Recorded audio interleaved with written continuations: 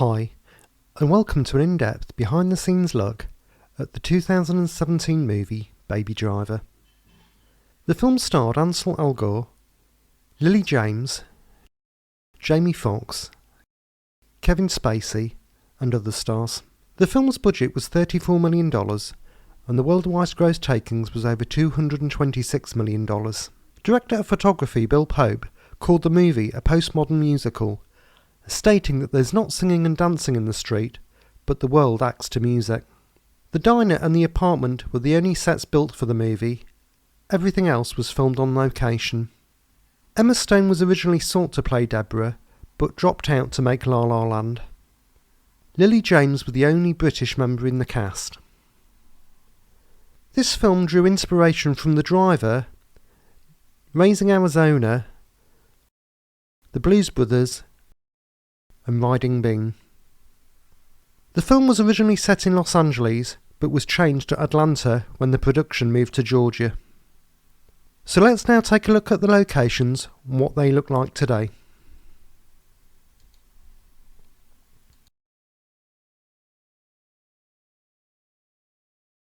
The car Baby drives in its opening scene is a 2006 Subaru WRX STI in San Romeo red. It's the actual car he got to keep after the film wrapped as a gift for his birthday.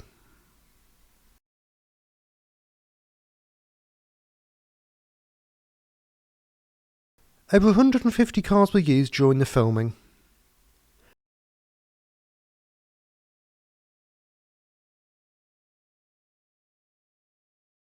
"40 streets in Atlanta were closed over the course of the production to film the movie's elaborate chase scenes.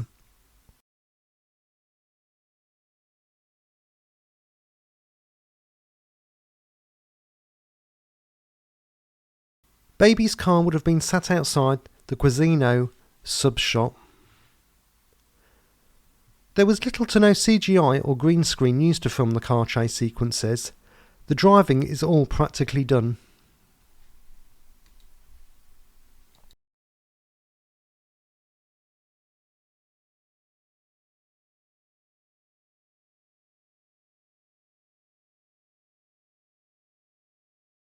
Edgar Wright was insistent on filming most of the chase scenes in the daylight because it created an extra air of collision tension.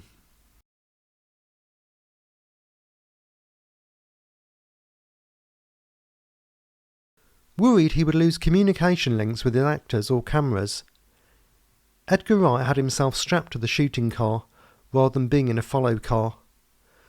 John Hamm joked that he had to perform while looking at a sunburnt Muppet flopping about, referring to Edgar.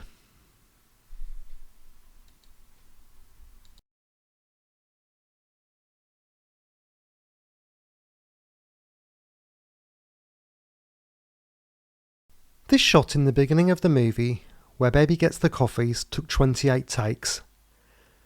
The 21st take is the one they used, and it was the first scene filmed for the movie.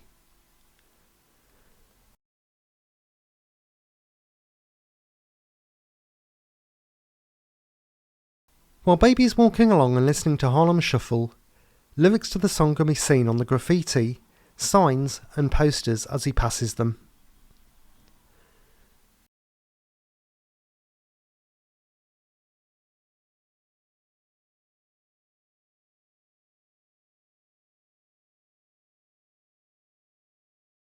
Baby crosses the street and waves the cars past. You can see the trees in the planters, which are still there today.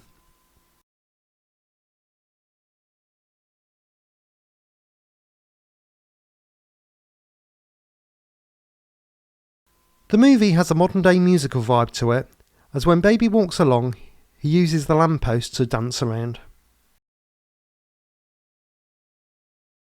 The mural with the trumpet player in the scene was painted by local artists in Atlanta after being requested by director Edgar Wright. The billboard and the ATM were added by the filmmakers for effect.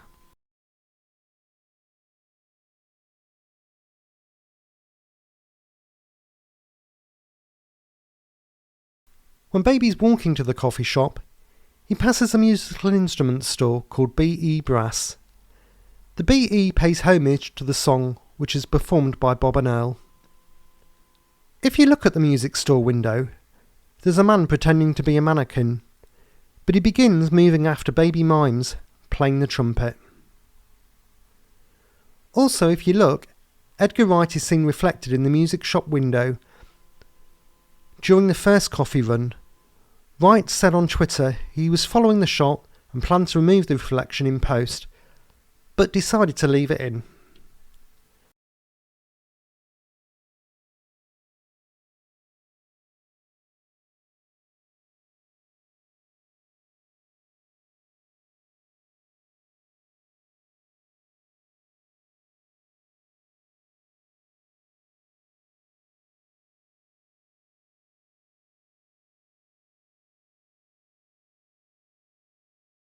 Again on the way back, he cleverly uses the lamppost to add to the scene. Ansel Elgort had been trained in ballet and other forms of dance since childhood, a skill which proved to be useful for the musically choreographed action scenes.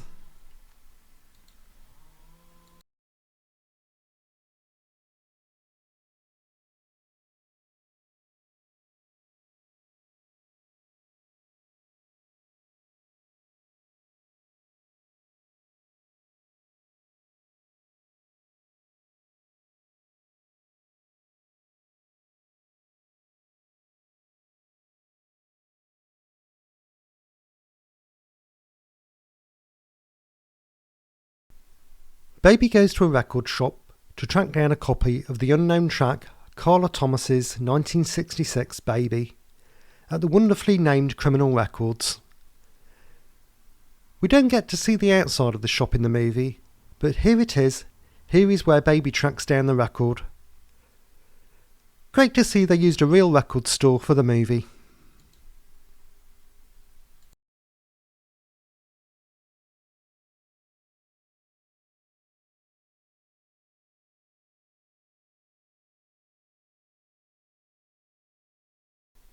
This is the second bank robbery in the movie.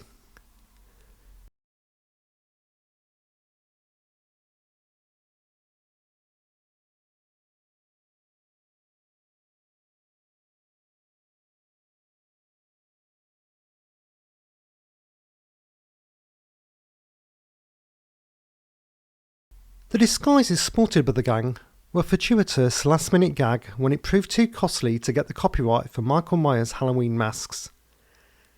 Edgar Wright then reached out to the comedian Mike Myers about using masks of his likeness instead, who thought the scene was funny and gave his blessing.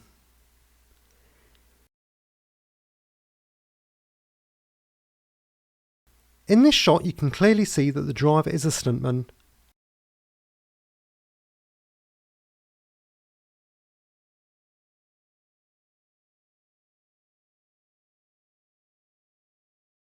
This is where the truck would have driven onto the brick embankment to escape the other vehicle that's trying to stop them getting away.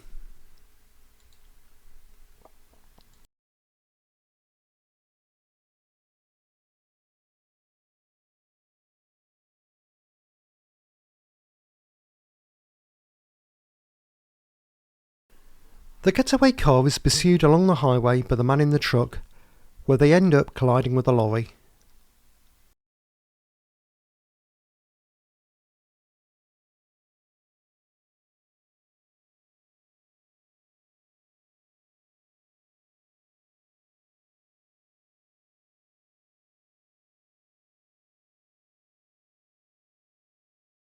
They carry on along the highway after losing the truck driver and then hijack a mother's car with a baby in the back.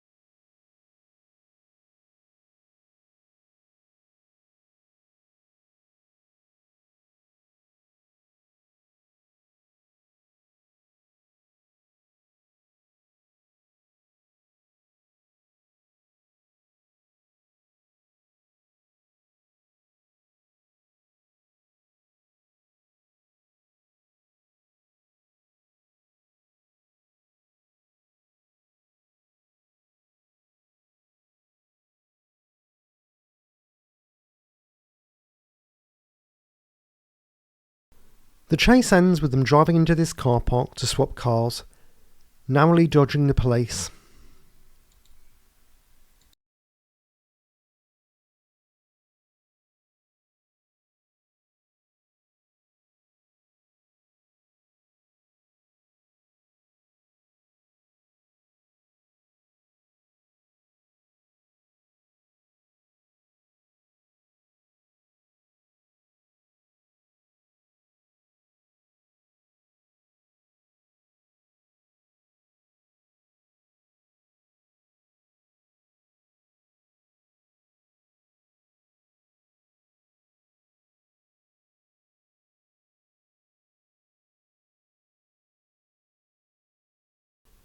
In the confusion, JD left behind his shotgun, a mistake he soon regrets. Baby's final gruesome task before being free of debt is to take the car containing JD's body to the crusher at this scrapyard. He walks away as the song Easy by the Commodore plays in the background, making this a great part in the movie. The song was requested for the movie by Ansel Elgort after Edgar Wright asked him if there were any songs he knew by heart.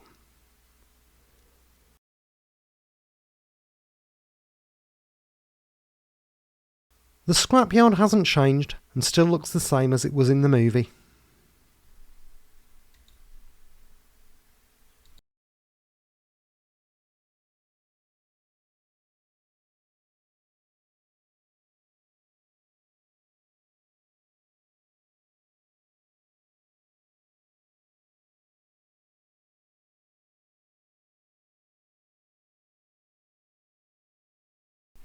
Baby and Deborah visit the laundromat where she's running some errands. The studio requested that this scene in which Baby pronounces the band T-Rex as Trex be cut from the film because it made the character sound dumb, though Edgar Wright refused. We don't see the outside of the building, but here it is. This is the location they used.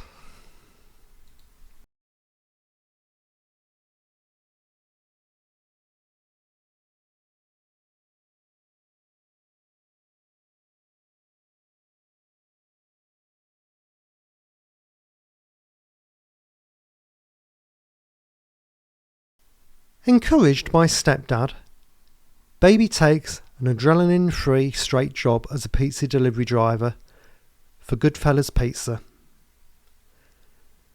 The character Joseph was originally written to be much older, around the mid-80s. C.J. Jones, who plays Joseph, a deaf character, was discovered and recommended by casting director Francine Maisler. Jones is deaf in real life. Ansel Elgort had to learn sign language to communicate with him. The pizza shop is a real location and even has a website where you can phone up and have one delivered. I'm not sure I can guarantee Baby Driver will turn up though.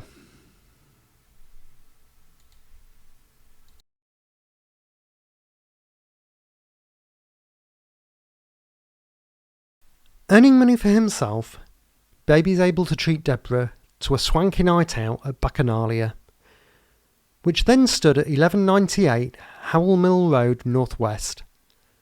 Though still in business in early 2017, Bacchanalia moved to new premises a little northwest at 1460 Ellsworth Industrial Boulevard.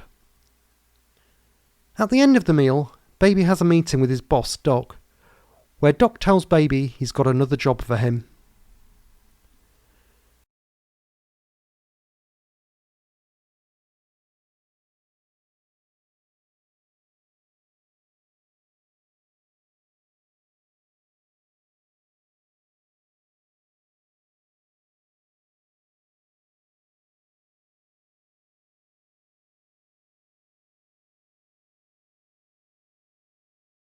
At the bottom of the steps is where the scene would have taken place.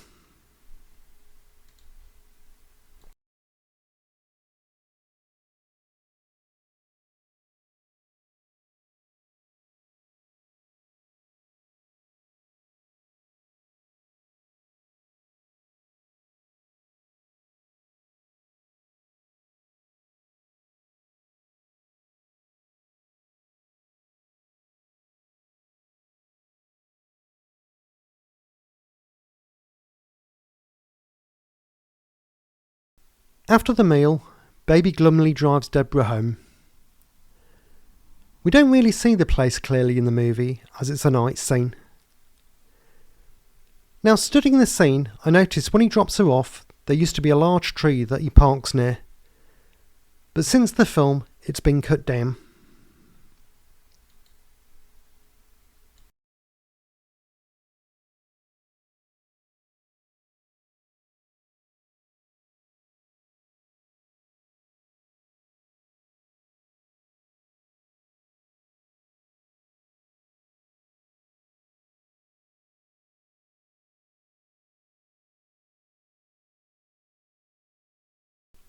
Before the job, the team needs to stock up on firepower from a shady character known as the Butcher, Paul Williams, in a huge deserted warehouse.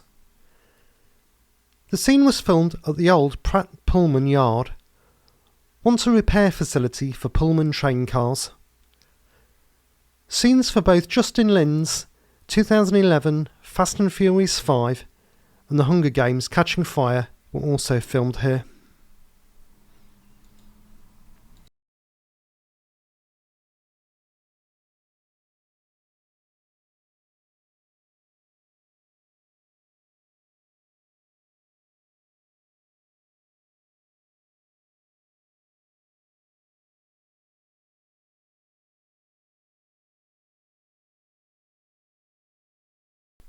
In the movie, we visit Bo's diner where Deborah works. We first visit the location where Baby meets Deborah for the first time.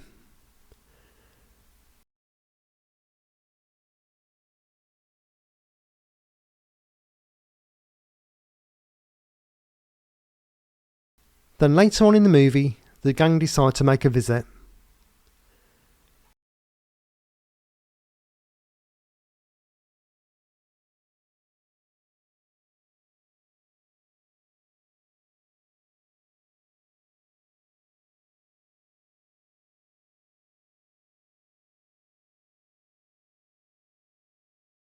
Bo's diner was entirely filmed in an old Denny's, now an empty place called Uncle Chucky's Diner in Forest Park.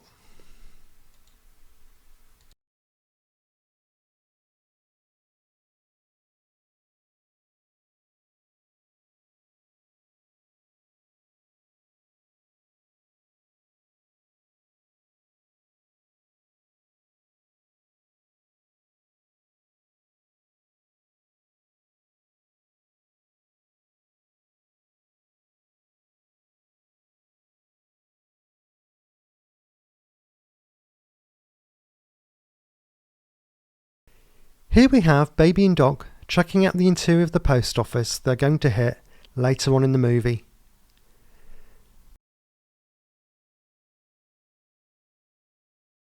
Now, the interior shots were done at a different location to the outside shots, probably because the interior didn't fit the scene of the building you see on the outside.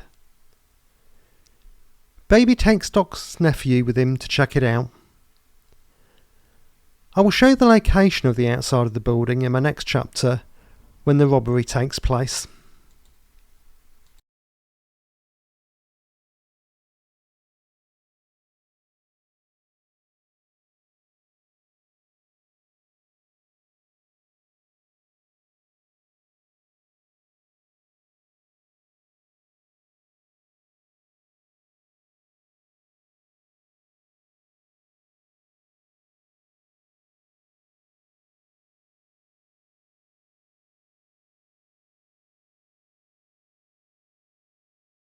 Baby drops off the gang and then drives around the corner with Jamie Foxx to the loading bay of the building.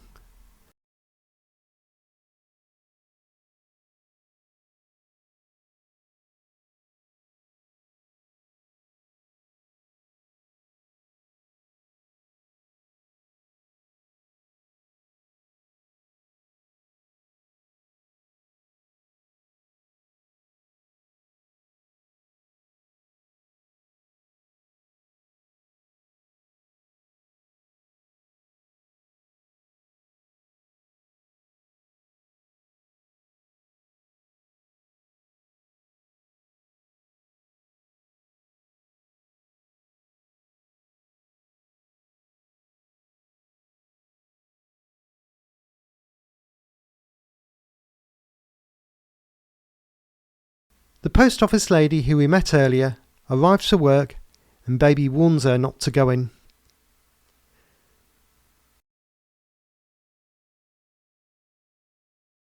Then the gang comes running out and Jamie Foxx comes to a grisly end.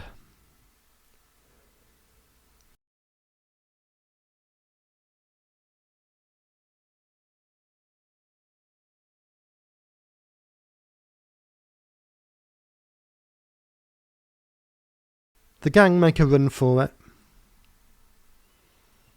Baby then runs around the block and narrowly misses getting run over.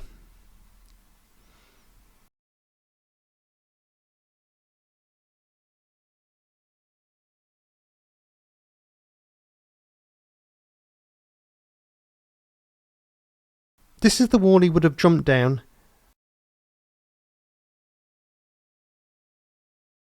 and then he hides behind a tree for a few seconds.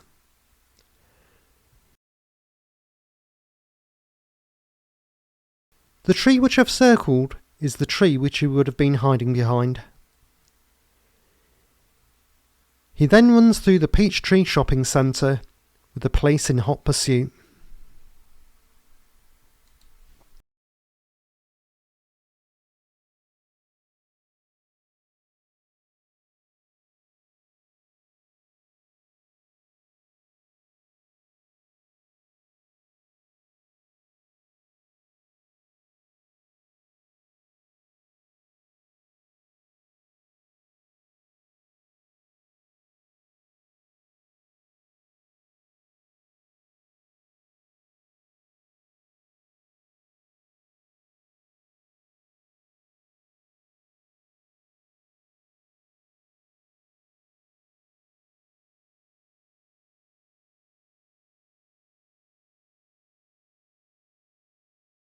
Baby goes back home to quickly get his stepdad Joseph out of the flat and escape from the police.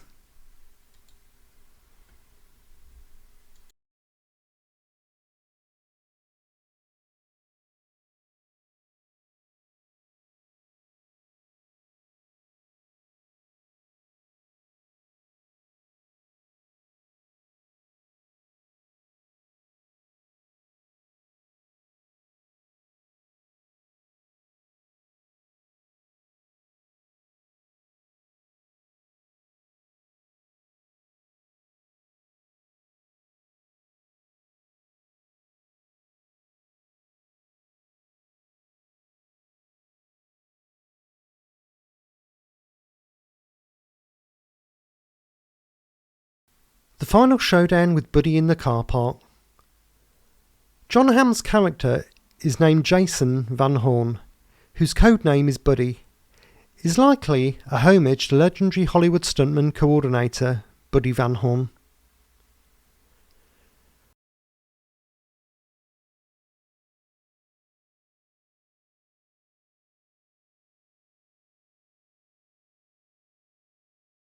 We don't see the outside of the car park in the movie, but here it is. Here's where they filmed the scene.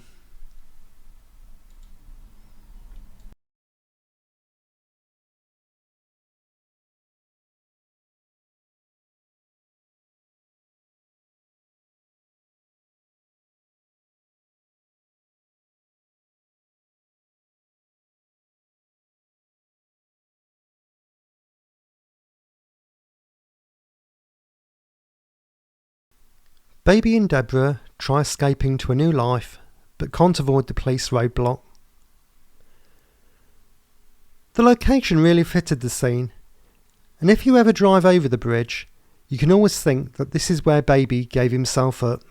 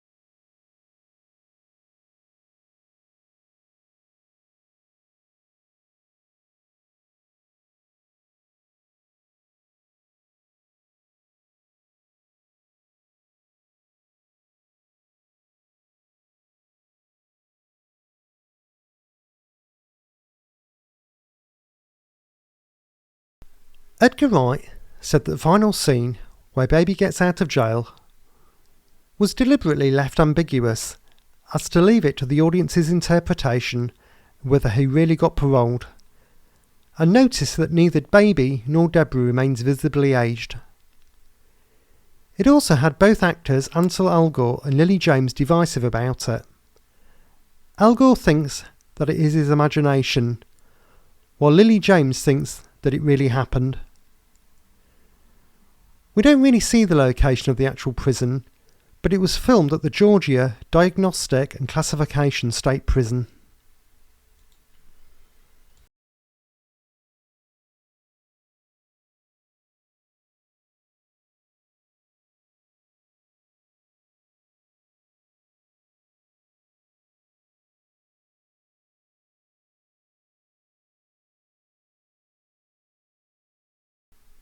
Well, thanks for watching, and thanks to all the new subscribers to the channel. And if you're not yet subscribed, hit the button, as I've got many more film locations to come. And check out the home cinema shop, the link is below. And now I'll leave you with the stills gallery from the movie. Enjoy your movies. Bye.